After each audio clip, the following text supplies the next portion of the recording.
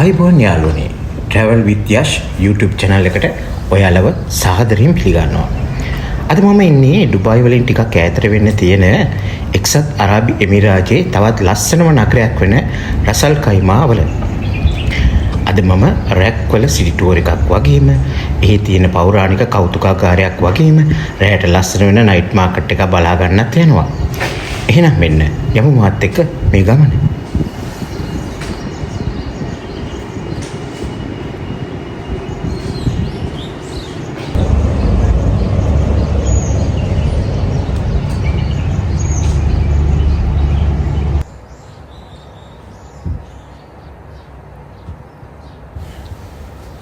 මම දැන් ඉන්නේ රැක් නැෂනල් මියුසියම් එක ඇතුලේ.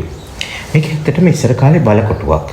මෙතනට ගියාම අරාබි සංස්කෘතිය, එයාලගේ ඉපරෙණි අවි ආයුධ, මැටි බඳුන් වගේම ඉස්සර කාලේ මුතු කිමිනීම කරපු හැටි ගැන ගොඩාක් දේවල් බලා ගන්න පුළුවන්.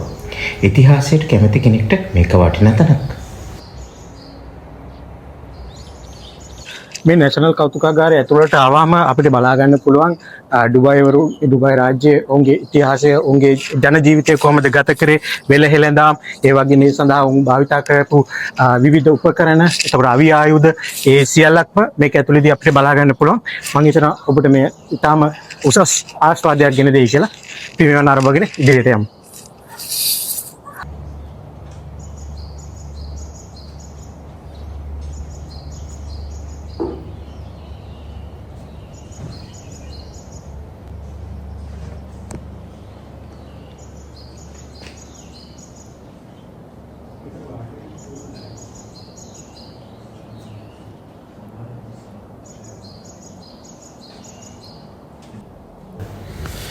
ඔයාලා මේ දකින්නේ අතීත අරාබි ජනතාවගේ ජීවන රටාව. බලන්න මේ ගෘහ භාණ්ඩ කොච්චර ලස්සනද කියලා. මේවා තියෙන කැටයම් දැක්කම හිතා ගන්න පුළුවන් ඒ කාලේ තිබුණු කලා හැකියාව කොච්චර තියුණද කියලා.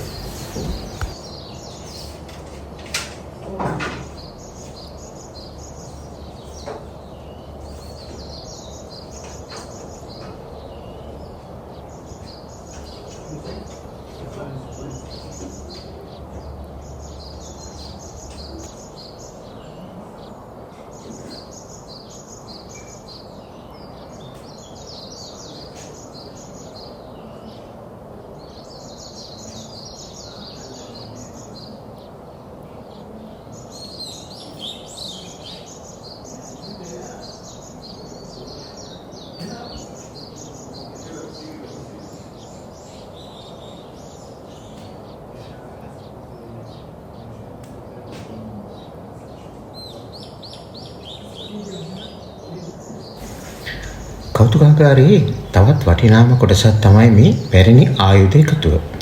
ඔයාලා මේ දකින්නේ අතීතයේ අරාබි ජාතිකයන් පාවිච්චි කරපු දිග තුවක්කු. මේවට සාමාන්‍යයෙන් කියන්නේ මැච්ලොක් ගන්ස් කියලා. මේවා හුඟක් වෙලාවට පාවිච්චි කරලා තියෙන්නේ බලකොටු ආරක්ෂා කරන්න සහ දඩයම් කරන්න. හොඳට බලන්න මේ තුවක්කු නිකයි යකඩ ගොඩවල් නෙමෙයි. මේවයි කඳ කොටසේ රිදී සහ පිත්තල් වලින් කරපු ලස්සන කැටයම් තියෙනවා. ඒ කාලේ තමන්ගේ ආයුධ ලස්සන තියාගන්න එක අභිමානයක් විදිහටයි එයාලා සැලකුවේ.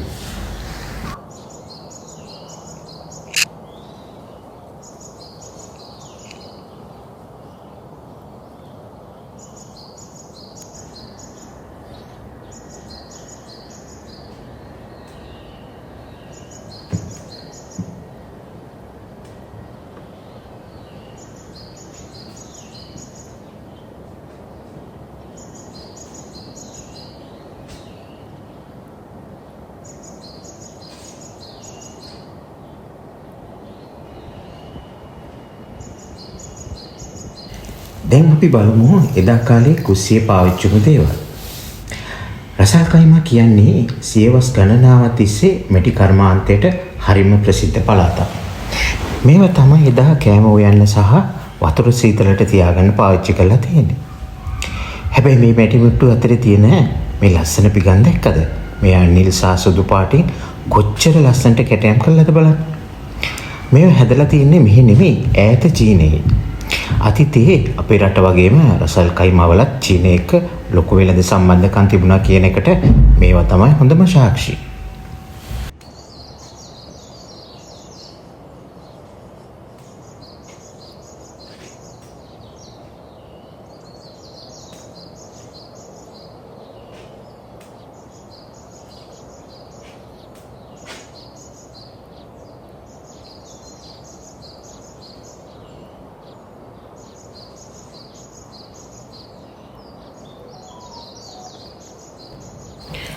කෞතුකාගාරයේ තියෙන විශේෂම තැනක් තමයි මේ. මේකට කියන්නේ මත් භාෂා කියලා. අද අපි සීනි පාවිච්චි කරාට ඉස්සර අරාබි ජනතාව පැණි රස ලබා ගත්තේ රට හිඳි මේ කාමරේ බිම තියෙන කාණු පේනව නේද? එයාලා රට හිඳි ගෝණි ගණන් මෙතන කොට ගහලා තියෙනවා. එතකොට ඒ බරට තෙරපිලා රට හිඳි වලින් එන පැණි මේ කාණු දිගේ ගලාගෙන ඇවිත් අර මුට්ටියට එකතු වෙනවා. කොහොමද බලන්නකෝ ඒ තාක්ෂණය?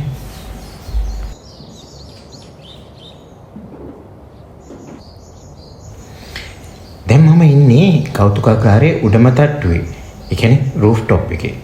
මෙතන ඉඳන් බැලුවාම රසල් කයිමා පැරණි නගරය හරිම ලස්සනට පේනවා. මේ ගොඩනැගිල්ල ඇත්තටම කෞතුකාගාරයක් වෙන්න කලින් 1964 වෙනකම්ම රසල් කයිමා පාලනය කරපු අල් ක්වාසිම් ඒ රජ පවුලේ නිවස විදියට තමයි පාවිච්චි කරලා තියෙන්නේ. ඔයාලා මේ දකින උස කොටස කියන්නේ බාජිල් එහෙම නැත්නම් සුළං කණුව කියලා. ඒ කාලේ ඒසි තිබුණේ නැහැ නිතින්. මේ කාන්තාරි රස්නේ දරා ගන්න එයාලා පාවිච්චි කරපු තාක්ෂණය තමයි මේ. සාමාන්‍යයෙන් ඩුබායි වල දකින කාර්යබහුල ජීවිතයට වඩා මේ පරිසරය හරිම නිස්කලංකයි. වටේට තියෙන කඳු පන්තිය සහ මුහුදු තීරය නිසා රසල් කයිමා වලට ලැබෙන්නේ පුදුම ලස්සනක්.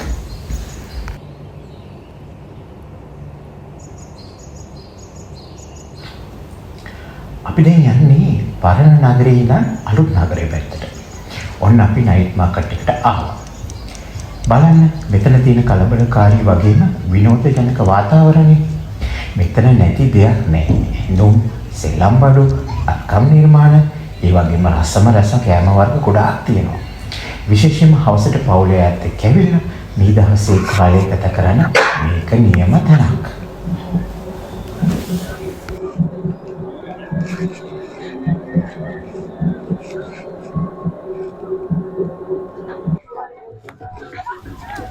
ඔයාලට මේ ඇහෙන්නේ අරාබි සංස්කෘතියේ හදගැස්ම. මේ නයිට් මාකට් එකේ තියෙන විශේෂම දේ තමයි මේ සාම්ප්‍රදායික සංදර්ශනය. සාමාන්‍යයෙන් මේකට කියන්නේ අල් අයලා නැත්නම් යේලා කියලා. ඔවුන් අතේ තියෙන වේවැල් හෝ කුඩා තුවක්කු කරකවමින් බෙරපදයට අනුව නටන හැටි බලන්න. මේක නිකම්ම විනෝදාංශයක් නෙමෙයි. මේක එඩිතරකම සහ එකමුතුකම විදහා දක්වන අවස්ථාවක්.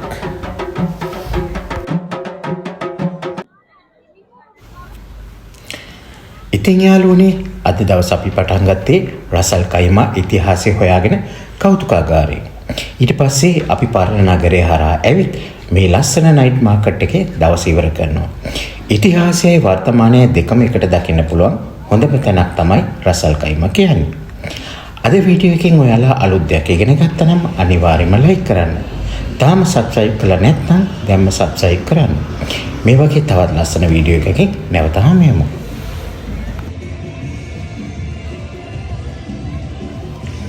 මේ ඔබේ සොඳුරු සංචාරකයා travel with Yash.